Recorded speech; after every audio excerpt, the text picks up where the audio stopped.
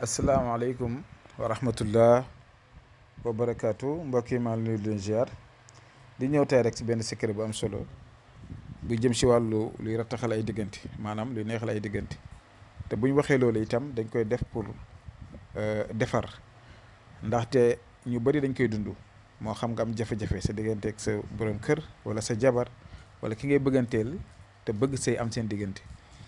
maanaam loolu ci jaamu yàlla la bokk waaye nag lu ma leen di faral di wax rek dee leen def secret yi ci anam bu rafet ci lu neex yàlla nekkul ay caaxaan nekkul ay fo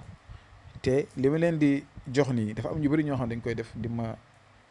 envoyé ay message wala di ma woo di ma wax ne ah macha allah da ngaa def nangam ma def ko gis ci résultat kon nag may ñaan rek képp ku koy def rek ne ko def ci anam bu rafet te neex yàlla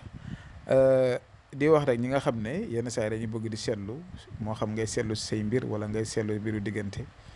mu ngeen ñu woo wala ngeen envoyé message par whatsapp ndaxte man ñaareel lu may nit di faral di woo di ma jot bëriwut ndaxte dama leen faral di wax toujours ne la man du ma sëriñ waaw dañuy dimbalante ak doomu aadama yi nga xam ne dañuy am yaakaar nag waaye nekkul ne boo ñu ooyee jotooñu rek dañuy bañ a jël wala nangam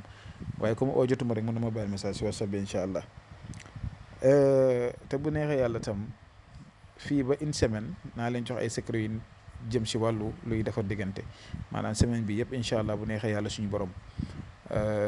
tey ñu commencé ko si latif maanaam yow mi nga xam ne yaa am jafe-jafe ak ki ngay bëgganteel moo xam sa jëkkër sa jabar moo xam tam sa mag wala sa rakk ku mënti doo nga bëgg diggante bu neex diggante bu ratax seen diggante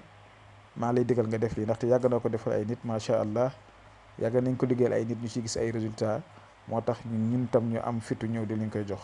yàlla rek mooy mottali kon yal na yàlla mottali lépp.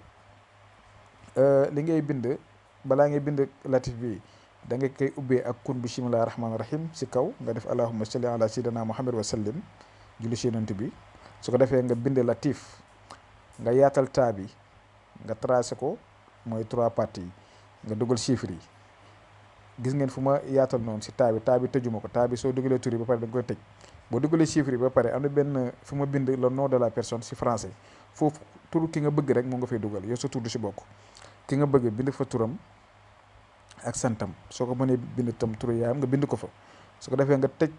taawu latif bi après nga tëj ko tam si suuf allahumma salli ala sayyidina muhammad wa ala alihi wa sahbihi wa sallam tasliman fa yakun amin su ko defee nag nga jël lii daf ko saafara dégg nga da nga koy def saafara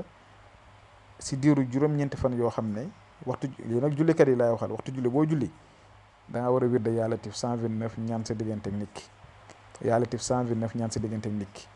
si juróomi waxtu yëpp nga def ko ba muy juróom-ñeenti fan incha allah sa kër bu am solo la kon def lan ko ñu ngi yem fi ba suba jàmm incha allah yal na yàlla mottali asalaamaaleykum wa rahmatullah wa barakaatu.